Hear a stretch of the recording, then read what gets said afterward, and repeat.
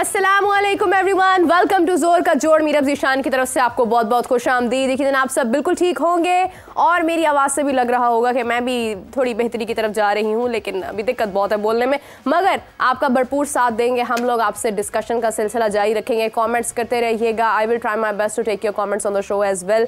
और इसी के साथ अगर हम देखें तो इस वक्त पाकिस्तान और साउथ अफ्रीका आमने सामने हैं और साउथ अफ्रीका ने एक बार फिर पाकिस्तान को मौका दिया बैटिंग करने का और बैटिंग का सिलसिला भी जारी है।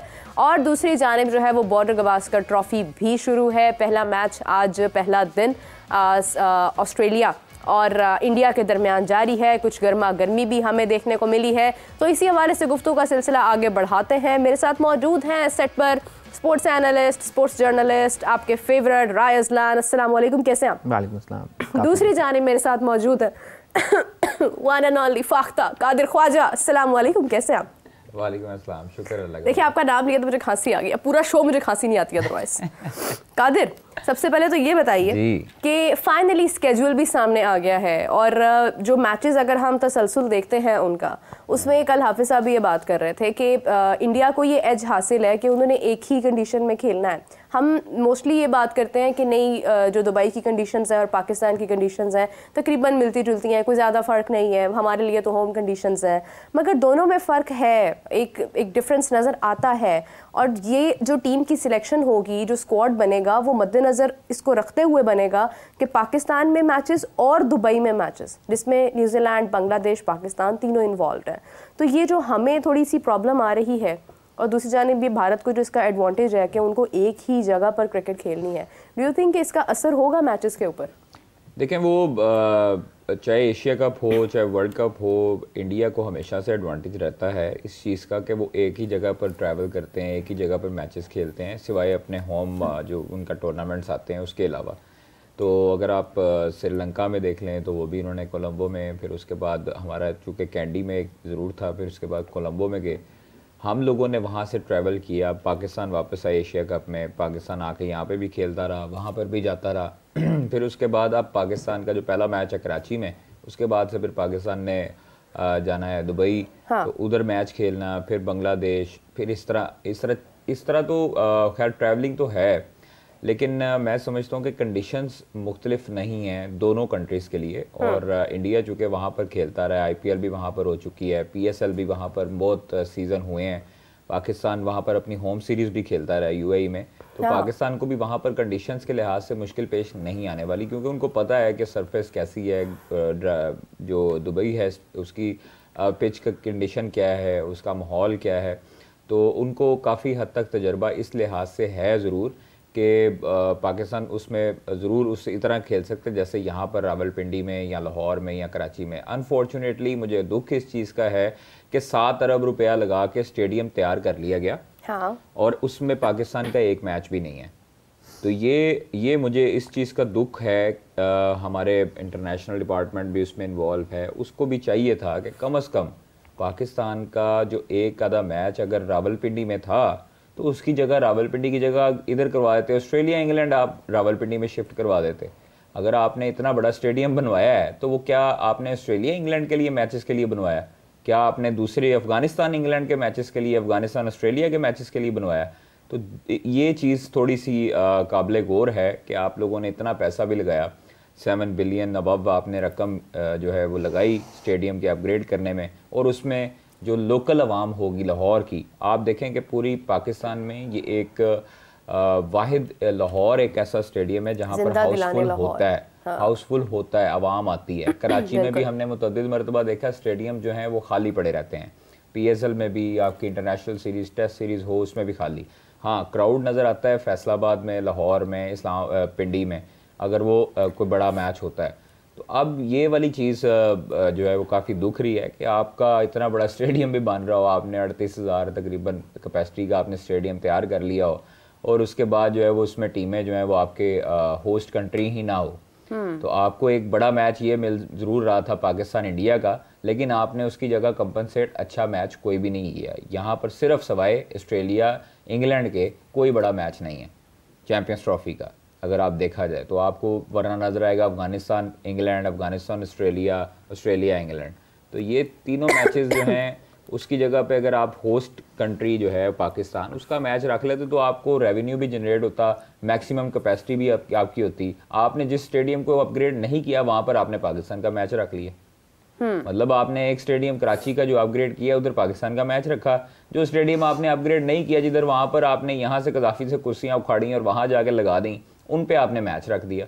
तो ये थोड़ा सा आपको चाहिए था कि आप कम से कम इस लिहाज से गौर करते कि आप अगर इतना बड़ा स्टेडियम तैयार कर रहे हैं, बना रहे हैं, तो कम से कम आप अपनी आवाम से इनाग्रेट करवाते। पाकिस्तान का जो बांग्लादेश के साथ मैच था वो आप रखवाते हैं यहाँ पे।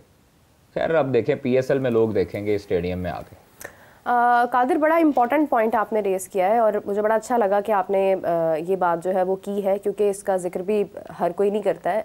अज़ान, अगर हम देखें पिंडी में जिसने हमारे लिए बहुत अच्छी कारकर्दगी दिखाई थी टेस्ट पे, इंग्लैंड के खिलाफ पासा पलट दिया था, वो तो साजिद खान है। और साजिद खान का टीम में होना, मुझे ऐसा नहीं लग रहा कि वो चैंपियंस ट्रॉफी के स्क्वाड में होंगे या प्लेइंग 11 में शामिल होंगे। और पिंडी की पिचेस भी हमने कुछ अपनी मर्जी की बना दी थी। फिर मुल्तान की अगर हम बात करते हैं, यानी पिंडी में एक जो किंग का टैग अगर मैं किसी को दूंगी तो मैं साजिद खान को दूंगी, लेकिन साजिद वहाँ पर हमें नहीं नज़र आएंगे डेफिनेटली। मुझे नहीं लगता कि वो स्क्वाड में शामिल होंगे। तो हमने क्या सोचकर ये एक्शन लिया कि ठीक है, अगर पिंडी में मैचेस हो रहे हैं या हमारे लाहौर के अलावा कहीं पे मैचेस हो रहे हैं तो हम उस पर चुपचाप एग्री हैं। I think I am not too sure कि इसमें पाकिस्तान क्रिकेट बोर्ड की कितनी सही रही होगी, बिकॉज इवेंट ICC का है और जहाँ पर उनको ICC को अपना ज़ोर दिखाना चाहिए था वहाँ उन्होंने दिखाया नहीं है। इस मामले में डेफिनेटली उन्होंने अपना ज़ोर दिखाया होगा। दूसरी चीज़ ये है कि साजिद खान को अगर हमारे वनडे प्लान्स में होता तो हम उसको एटलीस्ट जिम्बाब्वे के अगेंस्ट वनडे खिला देते और हमें अंदाज़ा हो जाता। ही can be a very good one day का बॉलर, बिकॉज उसने टेस्ट में अपने आप को साबित किया है। T20 में भी क्वेश्चन मार्क, बट वनडे के केस में जब 10 ओवर करने हैं, नीचे से आगे वो थोड़ी सी बैटिंग भी कर लेता है, तो he can be a very good addition to our one day का मिक्स। तो मे बी वो जो हमारी एक ODI ट्राई सीरीज़ आ रही है जो कि अभी होगी आफ्टर वेस्ट इंडीज़ टूर, तो उसमें डेफिनेटली आई थिंक कि Sajid Khan can be a very good addition to the mix, के उसे अंदाज़ा हो जाएगा कि हमारे पास एक लोअर ऑर्डर पे एक ऐसा बैटर भी है जो कि नीचे से आके बैटिंग भी कर सकता है, प्लस एक हमारे पास ऐसा बॉलर है जो कि 10 ओवर कर सकता है। He is a good finger spinner as well. So Pindi की विकेट में वो हमें कारआमद होगा। बट अभी जिस तरह से हम अब से 6 माह पहले हमें एक चीज़ कूट के समझा दी गई थी कि हमारे पास स्पिनर्स नहीं है, उसका बिल्कुल उलट हो रहा है। हमारे पास स्पिन में बहुत सारी ऑप्शंस आ गई हैं, be it spin bowling allrounder, be it specialist spinner, तो वो इतनी सारी ऑप्शंस आ गई हैं। तो हम we can easily move on from 1 or 2 options that we had been considering for many years. So उससे हमें मूव ऑन करने का मौका मिला है। तो अब हाँ, यहाँ पे साउथ अफ्रीका वाले टूर पे ना लेके जाना, वो हम देखेंगे कि साउथ अफ्रीका भी अपने स्पिनर्स पे उस तरह से रिलाई नहीं कर रहा है जिस तरह से हमें कहा जा रहा है कि हम रिलाई करें। So we are going with 4 pacers. Nauman को भी इस मैच में नहीं खिलाया, we will be relying on our part time spinner. So maybe वो एक डिफरेंट कहानी है। हाँ, पाकिस्तान में अब जब वेस्ट इंडीज़ के साथ हमारे टेस्ट मैचेस होंगे, डेफिनेटली हमें साजिद खान और नुमान नज़र आएंगे एक्शन के अंदर, तो वो एक ऑप्शन है। साजिद चूँकि एक अरसे से हमारी वाइट बॉल की कंसिडरेशन में नहीं है, तो एक वो वजह है कि वो अभी भी कंसिडर नहीं किया जा रहा। He would have been a good option कि अगर हम उसको जिम्बाब्वे में ट्राई कर लेते तो अंदाज़ा हो जाता कि ठीक है वाइट बॉल में वो कैसा है, बिकॉज वहाँ पे वो एक सीरीज़ ऐसी थी जिसमें हमने बहुत से नए ऐसे लड़कों को चांस दिया जिन्होंने पहले आइदर पाकिस्तान नहीं खेला हुआ या वाइट बॉल नहीं खेली हुई। So that can be a good option. Pindi से मुझे एक और बात याद आई कि कल फाइनल भी था चैंपियंस कप T20 का, और उसमें सब प्लेयर्स के लिए सबसे पहले तो बहुत सारी नेक तमन्नाएं हैं। हर प्लेयर ने बड़ी अच्छी कारकर्दगी दिखाई है, सीनियर जूनियर का जो कम्बिनेशन है वो भी हमें नज़र आया है। लेकिन एक सवाल मेरे माइंड में आ रहा था कादिर, मुझे इस चीज़ का बहुत दुख है कि उमर अकमल, हम हमेशा से उनकी बात करते हैं, उनकी तारीफ़ भी करते हैं और उनकी कमी भी महसूस करते हैं, उनको डोमेस्टिक में क्यों शामिल नहीं किया गया है? मतलब अगर फ़िटनेस की बात की जाए तो क्या आज़म खान की फ़िटनेस जो है वो और उमर अकमल की फ़िटनेस का अगर मवाजना किया जाए तो क्या आज़म खान की फ़िटनेस उनसे बेहतर है?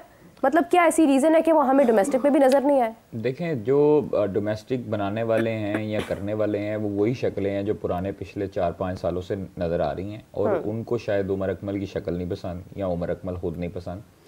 तो इस वजह से उनको कभी ग्रेड 2 में डाल देते हैं, कभी जो है वो डोमेस्टिक में शामिल नहीं करते, कभी उनका बहाना लगा देते हैं कि इसका एटीट्यूड नहीं ठीक है, कभी ये टिकटॉक बनाता है। तो अगर वो सब कुछ करता है तो उसकी परफॉर्मेंसेस आप देखें, आप उसको as a international player consider करके आप उसको एक मौका दें।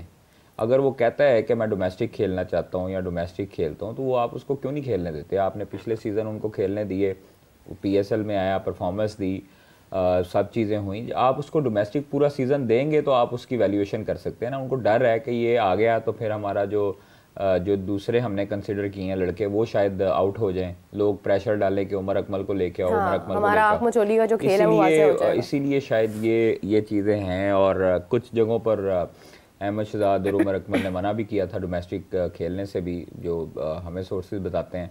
तो ये चीज़ें जो म्यूज़िकल चेयर है ये चल रही है पाकिस्तान क्रिकेट बोर्ड में काफ़ी अरसे से। और जो डोमेस्टिक के अफराद हैं वो भी मेरा नहीं ख्याल कि इतने कॉम्पिटेंट हैं कि उनको पता हो कि इसकी क्या सूरत हाल है क्या नहीं है।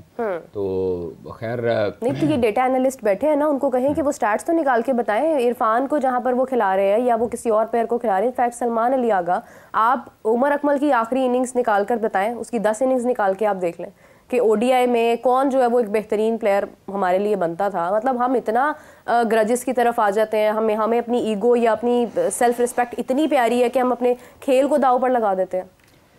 देखिए एनालिस्ट और ये सब चीज़ें जो है ना वो फजूल होती हैं कहनी कि वो निकाल के डाटा बताएंगे या ये करेंगे वो करेंगे। आपके मेंटोर्स हैं, आपकी सिलेक्शन कमेटी वहाँ पर है, आपके वहाब रियाज साहब वहाँ पर हैं, तो वो सारी चीज़ें देख रहे हैं, वो सारी चीज़ें करेंगे और उनको टास्क भी यही मिला है। और मैंने खबर भी दी थी कि चेयरमैन, जो हमें सोर्सेज ने बताया कि चेयरमैन ने मेंटोर से मुलाकातें की, वहाँ पर उनको टास्क दिया गया कि आप लोगों ने जो है ना जो स्ट्राइक रेट, बेहतर स्ट्राइक रेट का होगा प्लेयर, उसको भी निकालना है, उसको भी मौका देना है इंटरनेशनल क्रिकेट में।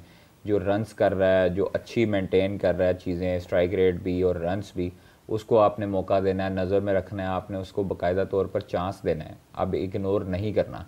तो ये अच्छी चीज़ है कि चेयरमैन खुद इन्वॉल्व हो रहे हैं और तमाम मेंटोर्स को भी कहा है कि आपने जो अभी चैंपियंस T20 देखा है उसमें T20 की बेहतरीन टीम निकालें, क्योंकि T20 में हमारी मुसलसल कारकर्दगी जो है वो बेहतर नहीं है और बिलो एवरेज है। इसीलिए वहाँ पर अब स्ट्राइक फोर्स भी एक बनाने का फ़ैसला किया जिसमें अब्दुल रज़ाक जो हैं उसके हेड होंगे और उनको यही टास्क दिया जाएगा कि इनकी स्ट्राइक रेट कैसे बेहतर बनानी है, इनको पावर हिटिंग कैसे सिखानी है, ये लंबे छक्के मारें, चौके मारें और अच्छी स्ट्राइक रोटेट करें।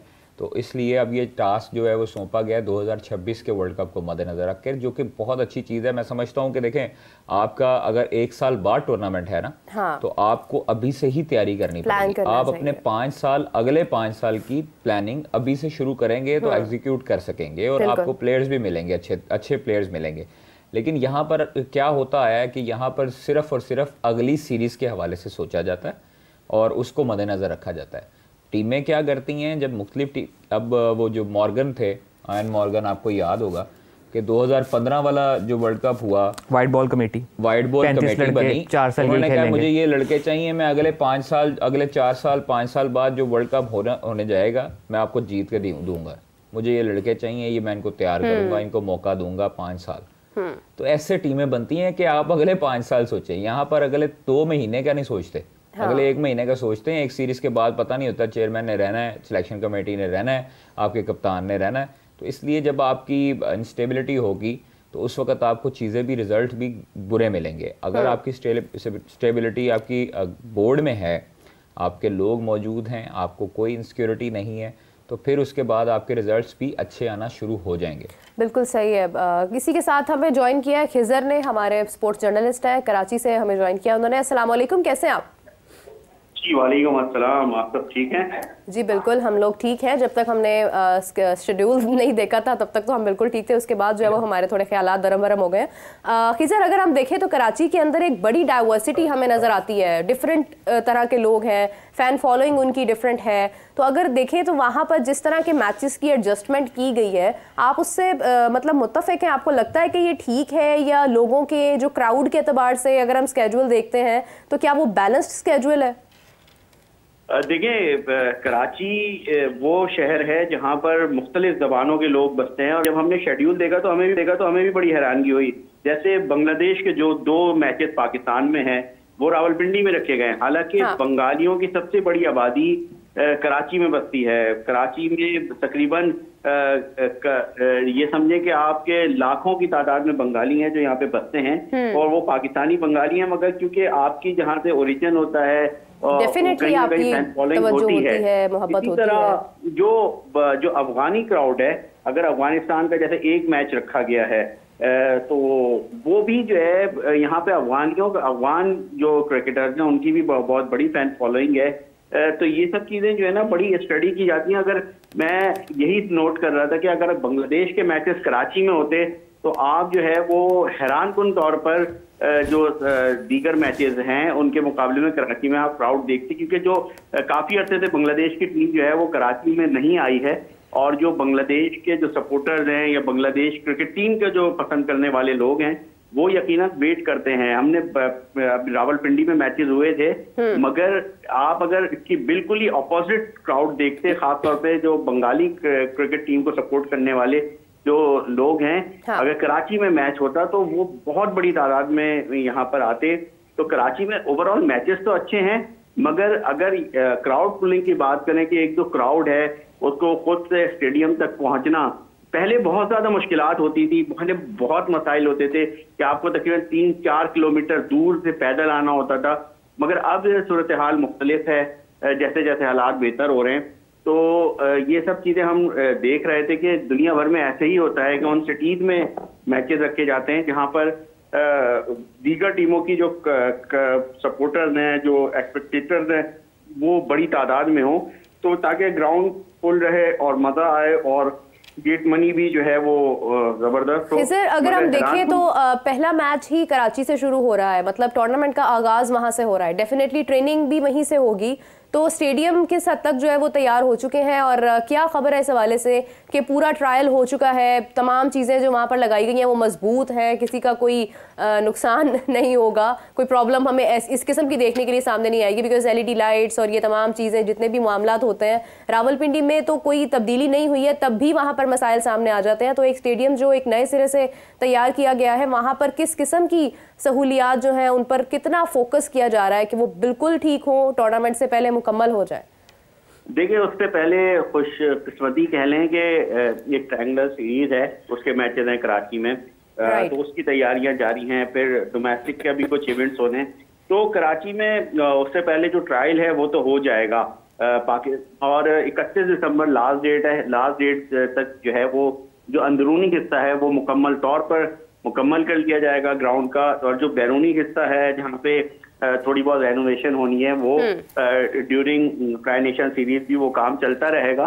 तो वो तमाम तर तैयारियां तो हो जाएंगी और इस बात में हमें कोई शक नहीं है कि जब इवेंट हो रहा होगा तो मुकम्मल तैयारियां होंगी। हमने देखा था कि जब PSL के इब्तदाई मैचेस पाकिस्तान शिफ्ट हो रहे थे तो इस तरह की बड़ी बातें हो रही थी कि आया कि हो पाएगा नहीं हो पाएगा, और उसी दौर में आपको याद होगा स्टेडियम की छत पर टेफ्लॉन शीट भी बिछाई जा रही थी। तो हमने एक हफ्ते के अंदर अंदर जो है वो एक नया एनक्लोजर भी तैयार होते हुए देखा। एक हमने जो मेन बिल्डिंग है उसकी छत पर जो VVIPs के लिए जो है ना एक और बॉक्स तैयार होते हुए देखा। तो यहाँ पर तैयारियां जो है वो आखिरी मराहिल में है, और उससे पहले टेस्ट रन यही है कि क्रिकेट टीम का भी टेस्ट रन होगा, स्टेडियम के इंतजाम का भी टेस्ट रन हो ही जाएगा। स्टेडियम में जो मेन काम हुआ है, कुछ कहना चाह रहे हैं खिजर? अच्छा खिजर, चेयरमैन साहब जब आए थे अभी कुछ दिन पहले कराची स्टेडियम में, तो ये तो नेशनल बैंक स्टेडियम है, लेकिन उन्होंने कुछ कहा था कि सलमान इकबाल साहब भी उनके साथ थे, तो उन्होंने कहा था कि कराची किंग्स के हवाले कर रहे हैं। तो ये थोड़ा सा लोगों को क्लियर कर दें, क्या कराची किंग्स इसको ऑन करेगा या सिर्फ प्रैक्टिस के लिए उसको स्टेडियम मिलेगा? देखिए, कराची किंग्स का जो मेन जो होस्ट ग्राउंड है वो तो कराची में एक जगह है नया नाजाबाद, वो है, वो उनका होम ग्राउंड है। मगर कराची किंग्स की बड़ी ख्वाहिश रही है कि वो नेशनल स्टेडियम कराची को में अपना होम ग्राउंड बनाए, जो कि उनको उस वक्त नहीं मिल सका था। उनको इस हवाले से बिल्कुल भी इस तरह से नहीं दिया जाएगा, क्योंकि नेशनल बैंक क्रिकेट स्टेडियम जो है वो नेशनल बैंक के साथ एक कॉन्ट्रैक्ट साइन हुआ है और वो वही रहेगा। तहम जो PSL के दौरान जो एक्टिविटीज होंगी उसमें कराची किंग्स को स्टेडियम जो है वो दिए जाने के जो चांसेस हैं वो इस तरह से हैं कि मुख्तलिफ वो अपने प्रैक्टिस सेशन करें और जो मुख्तलिफ एक्टिविटीज हैं वो वहाँ पे करें। और जो कराची किंग्स की हमने देखा था कि जो लॉन्चिंग सेरेमनी है वो पहले भी नेशनल स्टेडियम में ही हुई थी। अब उसका नाम देके नेशनल बैंक पड़ गया, मगर अभी तक हम नेशनल स्टेडियम कराची बोल रहे होते। तो पैसा बहुत लग गया ना, इसलिए बैंक लगा दिया साथ हमने। पैसा तो अब लग रहा है, आहिस्ता आहिस्ता लग रहा है, और आफ्टर चैंपियंस ट्रॉफी जो है वो असल शक्ल निकल के आनी है इस स्टेडियम की। और तो मुख्तलिफ स्टेडियम तैयार हो रहे हैं। National bank after champions trophy शक्ल निकलनी है, तो मतलब चैंपियंस ट्रॉफी के दौरान क्या यही सिलसिला जारी रहेगा? नहीं, मेरा कहने का मकसद ये है कि जो मेन बिल्डिंग है, 2 बिल्डिंग है ना, एक तो पुरानी बिल्डिंग, एक नई बिल्डिंग तैयार की गई। अभी बिल्डिंग तक रखा गया है, कुछ एनक्लोजर्स हैं उनको रेनोवेट किया जा रहा है। चैंपियंस ट्रॉफी के बाद जो तमाम पुराने एनक्लोजर्स हैं, जिस तरह लाहौर में उन्हें गिरा के बनाया गया है, उसके बाद उन तमाम एनक्लोजर्स को गिराया जाएगा, डिमोलिश करके अब पूरी नई सिरे से तामीर होगी, एक नया लुक होगा।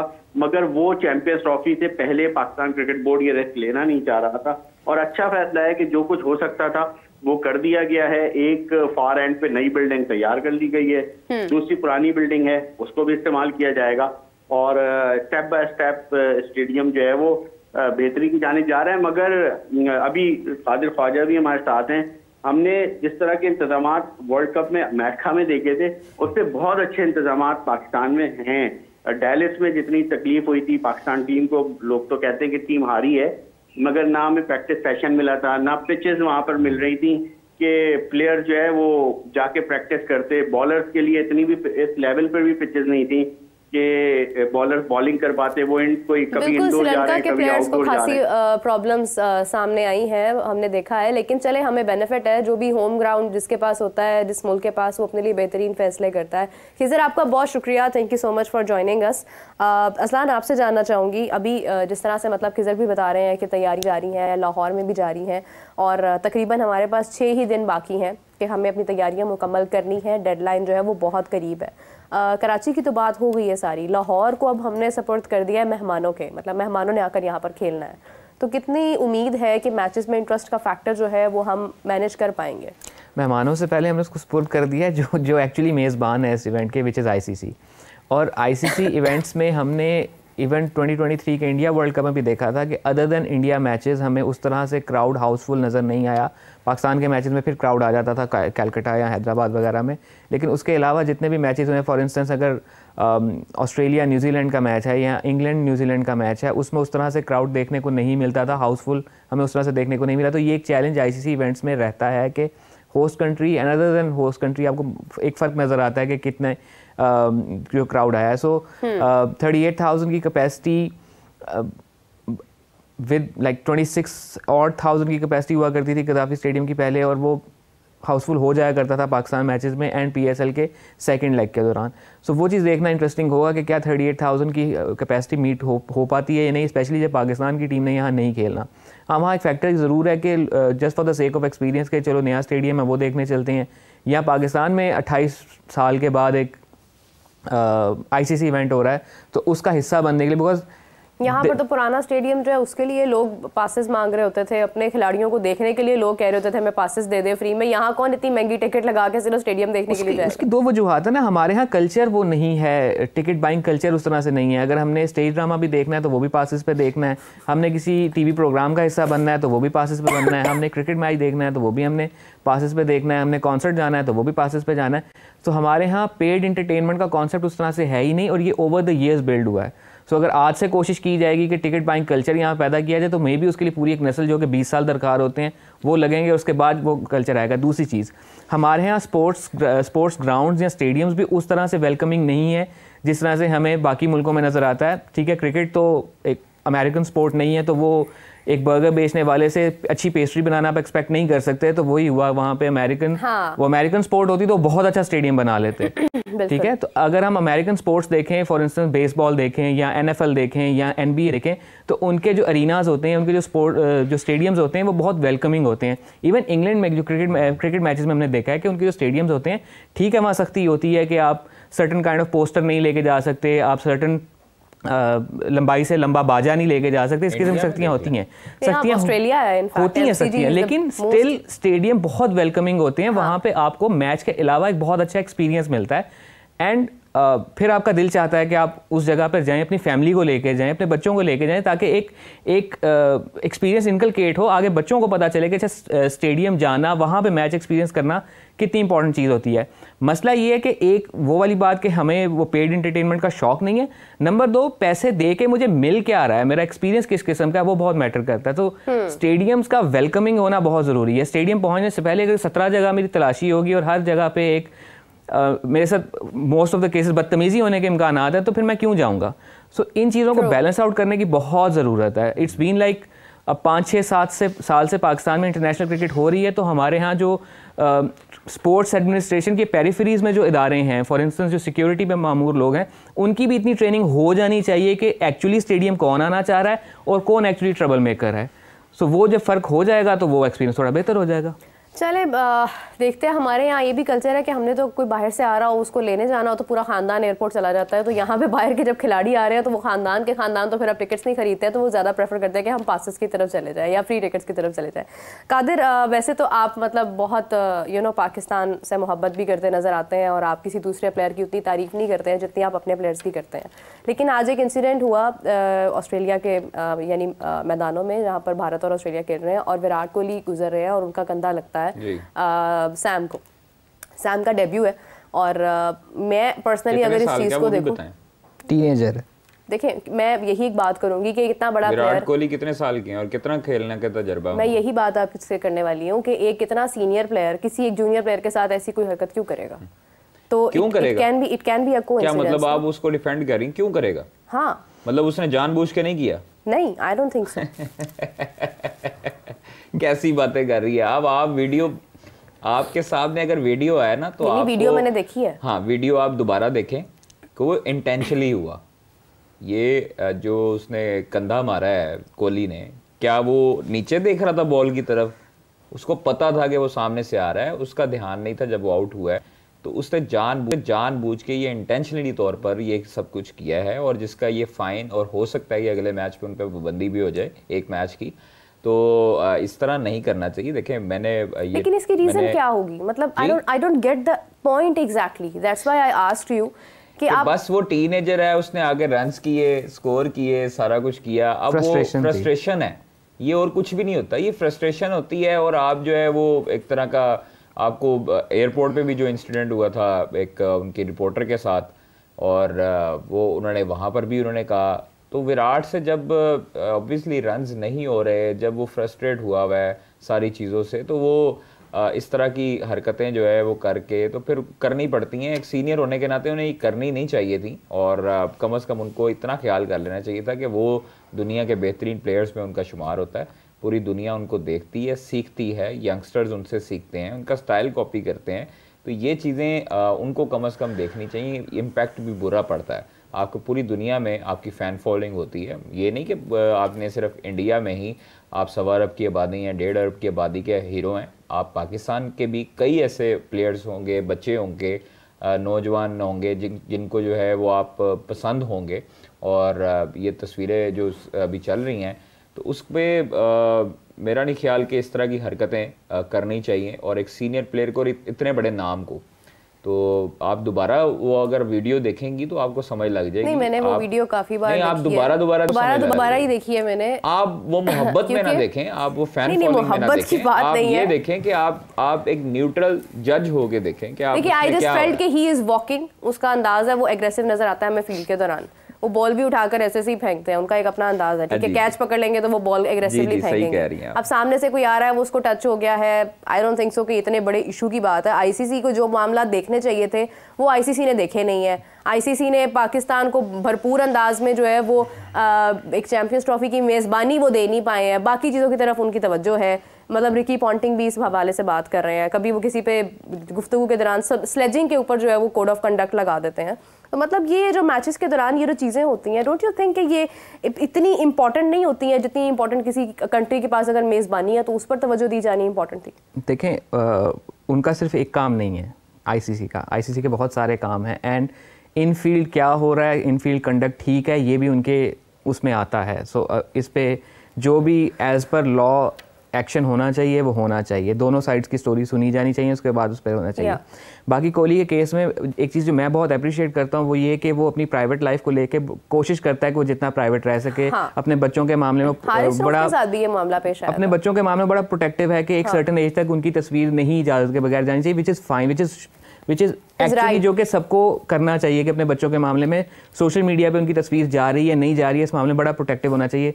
हैविंग सेड दैट, वो भी 19 साल का बच्चा था जिससे उसने पंजाबी में कहते हैं आडा लगा लिया। ठीक है, तो आप ठीक है, अब से 10 साल पहले का कोहली ये करता है ना तो it would have been fine कि ठीक है कोहली भी 26-27 साल का है, कोई मसला नहीं है, या 24 साल का है, कोई मसला नहीं, उसने पंगा ले लिया। अब लोग रिकी पॉन्टिंग पे तनकीद कर रहे हैं कि उसने भी जब 19 साल का हरभजन सिंह था उसके साथ भी पंगा लिया था, वो तब की बात थी। तब के रिकी पॉन्टिंग में और अब के रिकी पॉन्टिंग में फ़र्क है। क्या रिकी पॉन्टिंग ने ग्रो नहीं किया? अच्छा चलो ठीक है, वो एक बुरी मिसाल थी रिकी पॉन्टिंग, तो क्या कोहली ने एक्चुअली ये काम करके एक बुरी मिसाल को ही रिपीट नहीं किया? दूसरा, एक इंसिडेंट इस किस्म के बाद, उस मौके के बाद क्या हुआ वो देखना होता है। क्या वो कंधा लगने के बाद कोहली ने हाथ खड़ा करके माजरत की या आगे चला गया, ये देखना ज़रूरी है। तो वो उस वीडियो को दोबारा देखना जरूरी है। माजरत नहीं की तो इसका मतलब मैं बॉल देख रहा था, मुझे नजर नहीं आया। तो अंपायर ने मामला हल किया और वापस वो बुरी डाल के उसी तरह इंस्टेंट रिएक्शन आपका जो होता है किसी भी हादसे के बाद वो डिफाइन करता है। फॉर इंस्टेंस ये एक इंसानी जबिलत है कि मुझे गाली देगा तो मैं मुड़ के ज़रूर देखूंगा, मैं आगे उसको जवाब दूं ना दूं वो एक बात की कहानी, लेकिन मैं मुड़ के ज़रूर देखूंगा। समटाइम्स इस बुनियाद पे भी खिलाड़ियों को जुर्माना हो जाता है, चलो ठीक है उसने तो गाली दी, तुमने मुड़ के क्यों देखा। ये हमारे डोमेस्टिक क्रिकेट में हो चुका हुआ है।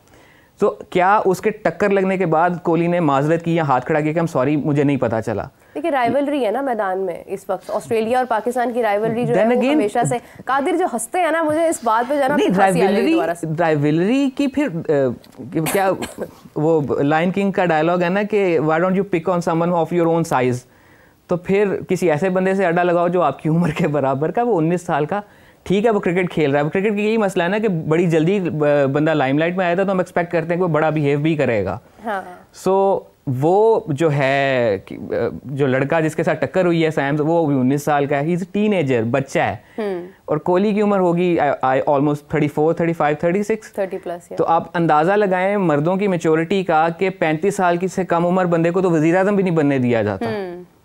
ठीक है, तो वो आप उस एज की तरफ जा रहे हैं कि जिस एज में आपसे ये मेच्योरिटी एक्सपेक्ट की जाती है कि आप एक मुल्क को लीड कर सकें, एक मुल्क के सरबराह बन सकें। सो उस उम्र में भी आके अगर आपने ये हरकतें करनी है तो ये it doesn't reflect very good on your stature. Great player, great human being, over the years उसने एज एन एटीट्यूड वाइज भी बहुत इंप्रूव किया है, लेकिन ये थोड़ी सी बिलो द बेल्ट होगी from his hand. So you actually what is portraying is that it was intentionally done by frustration थी because जिस तरह से उसने dominate किया है बुमराह को, 60 रन्स किए हैं उसने अपने डेब्यू पर। उसने जिस तरह से आके एक्सपेक्ट किया जा रहा था कि इंडिया इस मैच में बड़ा अच्छा तरीके से परफॉर्म करेगा। अब उन्होंने बैटिंग करनी है, तो वो भी इंटरेस्टिंग होगा कि इस तरह की बैटिंग सरफेस पे इंडिया किस तरह से जवाब देता है जितने रन उन्होंने बना लिए हैं उसके। बट देखा जाए तो पहले दिन ऑस्ट्रेलिया ने बहुत अच्छे तरीके से डोमिनेट किया है। उन्होंने बुमराह को अच्छे तरीके से खेला और बाकियों पर अटैक किया, जो कि उन्होंने पिछले दोनों मैचेस में भी उनकी अप्रोच रही है। इस मैच में इस लड़के ने बुमराह को भी टेक ऑन कर लिया और मतलब 19 रन थे बोर्ड के ऊपर, और वो दुनिया के बेस्ट उस वक्त के रेड बॉल बॉलर, बल्कि ऑल फॉर्मेट बॉलर को जिस तरह से वो शॉट खेल रहा था और उसके बाद उसने लॉन्ग ऑन पे मारा, वो एक फ्रस्ट्रेशन थी जो नज़र आ रही थी कि यार एक सेकंड ठहर जाओ, ये इसने कैसे कर लिया, चलो मैं इस तरह करके देखता हूँ कि चलो। वो आप स्लेजिंग सिर्फ अल्फाज की नहीं होती, समटाइम हरकत की भी होती है कि, और होता यही है ना कि आपने अगले बंदे का ध्यान थोड़ा सा हटाना है। वो जिस तरह से खेल रहा था वो नज़र आ रहा था कि he is in the zone, अच्छा इसको कैसे हटाया जाए, चलो ठीक है मैं थोड़ी चिरपिंग करके देखता हूँ शायद फ़र्क पड़ जाए, नहीं पड़ा चलो मैं ये करके देखता हूँ। तो अच्छा नहीं हुआ जो हुआ, अच्छा नहीं हुआ। नहीं लेकिन मीरब ने फिर कहना है क्या कि ये जो है वो इंटेंशनली नहीं हुआ। हाँ मतलब आई थिंक उन्होंने क्लियर कर दिया है इस चीज को, अगर इंटेंशनली नहीं हुआ, कह दिया है कि मतलब इंटेंशनली था या नहीं था, अगेन वो नियत का मामला हम जज नहीं कर सकते, वो कोई और इट्स अ हायर पावर जिसने वो करना है। तो और ये मामला रिसेंटली मैं देख रही हूँ कि गुज़िश्ता कुछ मैचेस में बहुत ज़्यादा हो रहे हैं। मतलब इससे पहले जो है वो सिराज और ट्रेविस हेड की जो हीटेड डिस्कशन थी उसके ऊपर भी मतलब वो भी हमारे सामने आई। इवन साउथ अफ्रीका मैच में रिजवान की तरफ से भी आई। अभी ये विराट कोहली की तरफ से एक बॉडी जो है वो जेस्चर ऐसा गया कि वो जा रहा है। तो आई थिंक सो कि क्रिकेट जो है वो पास्ट में भी ऐसी ही होती थी कि कुछ हीटेड मोमेंट्स हमें देखने को मिलते थे और वही एक एंटरटेनमेंट का पार्ट होता था। बट आई वुड से कि इफ़ ही हैज़ क्लियर्ड तो फिर इस पॉइंट को इतना ज़्यादा हाइप नहीं देनी चाहिए। Yes but if it depends on Sam, क्योंकि ये उसके ऊपर है, उसके साथ हुआ है तो वो बेहतर बता सकता है कि what he felt at that time. लेकिन आई थिंक कि आईसीसी को जो करना चाहिए था वो तो उन्होंने ठीक से नहीं किया। बाकी मामला पर तवज्जो दे रहे हैं, चले अच्छी बात है। कहीं पर तो आईसीसी नज़र आ रहा है, तो that's something good to talk about. Coming back to South Africa and Pakistan, toss जो है वो साउथ अफ्रीका ने जीता, बॉलिंग करने का सोचा और बैटिंग हवाले कर दी पाकिस्तान के, नोइंग के इस वक्त अब्दुल्ला शफीक नहीं है, शान मसूद है, साइम है, और दोनों ही बहुत अच्छे साउंड टेक्निकल बैटर्स हैं। और उसके बावजूद कंडीशंस को देखते हुए शायद उन्होंने बॉलिंग का फैसला किया है, मगर वो कंडीशंस का फ़ायदा उठाते हुए नज़र नहीं आ रहे हैं हमें। तो क्या एक्सपेक्ट कर रहे हैं कादिर आज के मैच में? देखिए अभी मैच स्टार्ट हुआ है और दोनों खड़े हैं, शान भी और साइम भी। अब्दुल्ला का अच्छा फैसला है कि अब्दुल्ला को रेस्ट करवाया, क्योंकि अब्दुल्ला की फॉर्म जो है वो नहीं है अभी, और वो टेस्ट में भी अगर पहली इनिंग में आउट हो जाते तो उनकी फॉर्म मज़ीद नीचे चले जाती और उन पर प्रेशर मज़ीद डेवलप हो जाता। आप देखें नुमान बाहर हैं, उसके बाद मीर हमज़ा बाहर हैं, आमिर जमाल अंदर हैं, मोहम्मद अब्बास की एंट्री हुई है प्लेइंग 11 में, जो कि एक अच्छी चीज़ है। नसीम शाह हमारे पास फास्ट बॉलर हैं, और फिर आप देखें कि बाबर है, कामरान गुलाम है, तो अच्छी साइड है, अच्छी प्लेइंग 11 है, जिसका रिज़ल्ट अच्छा निकलेगा। आज पहली इनिंग में अगर हम करते हैं, तेज़ भी खेलते हैं, ऊपर से शान और साइम दोनों, अगर ये 100+ पार्टनरशिप चले जाती है, आउट कोई नहीं होता, तो फिर हम लोग 300 तक ये कर सकते हैं डे 1 में, 300+ तक, तो जिसका फ़ायदा पाकिस्तान को ही होगा, क्योंकि अगर ऊपर से मोमेंटम सेट होगा तो हमारे मिडिल ऑर्डर ऑलरेडी रन्स करेंगे। और बाबर की भी फॉर्म आ चुकी है, रिजवान भी फॉर्म में आ चुके हैं, कामरान गुलाम अच्छा खेलते हैं नीचे अंदर से आके, तो ये चीज़ें हमारे फेवर में जाती दिखाई दे रही हैं। हमारे फास्ट बॉलर्स भी अच्छे हैं, और सेंचुरियन में चूँकि कंडीशन उस तरह की होती है, थोड़ी सी वेदर भी उसी तरह का होता है, तो बॉल हिलता है फास्ट बॉलर का। अलबत्ता अब्बास जो है वो इफ़ेक्टिव साबित हो सकते हैं, आमिर जमाल इफ़ेक्टिव साबित हो सकते हैं।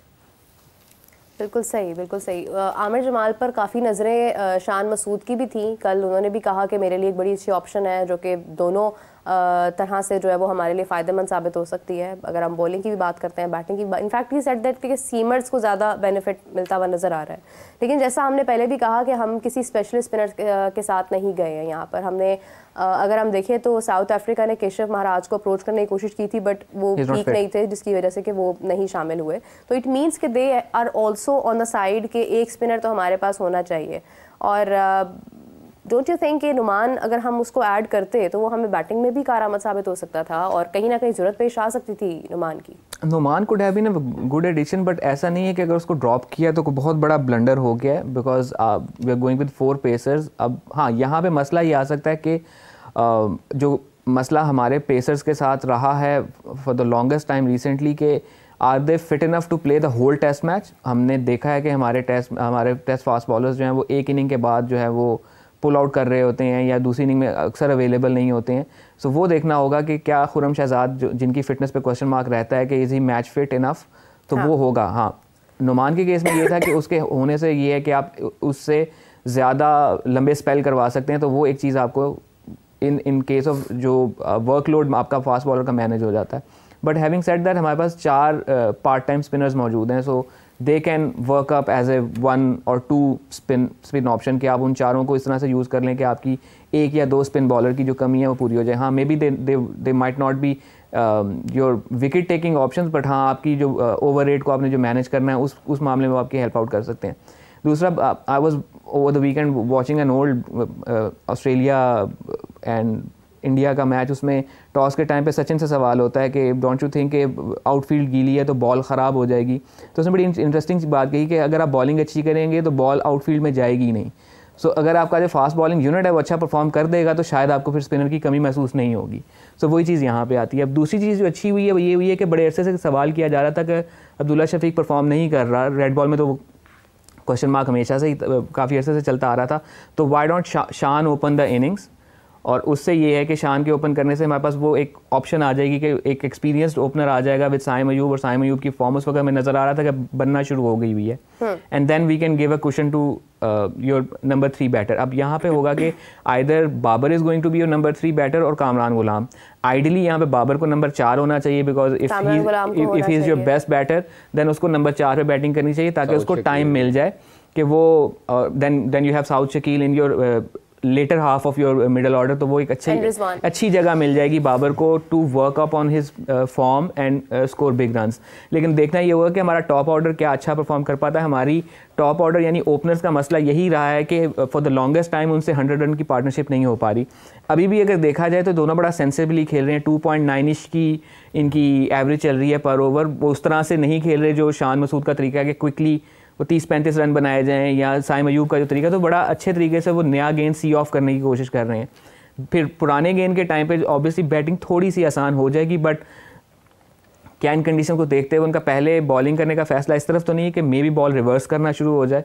सो वो एक क्वेश्चन मार्क होगा यहाँ पर, जो कि मे बी एक क्वेश्चन पोज कर सकता है रॉनर बैटिंग। लेकिन अगर ऊपर से रन बन गए तो वी कैन डू वेल।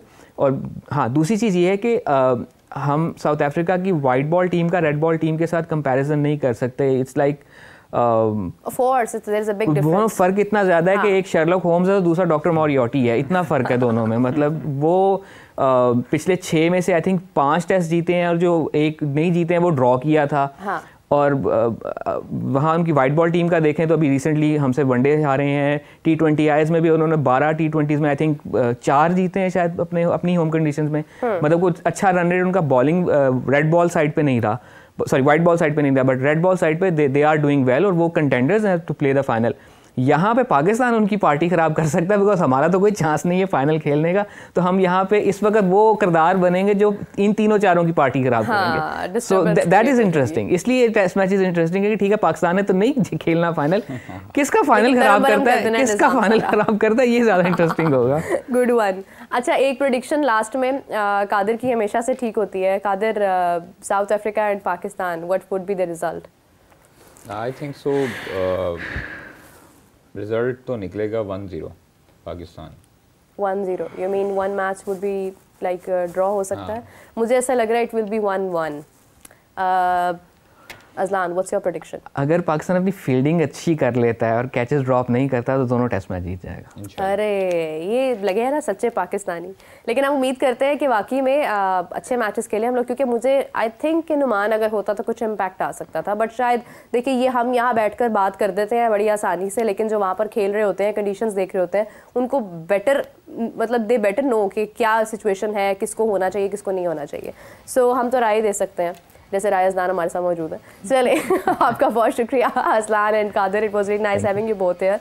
इसी के साथ मुझे, कादिर और अजलान को दीजिए इजाज़त। अपना बहुत सारा ख्याल रखिएगा। We will catch you back later. Take care, bye bye.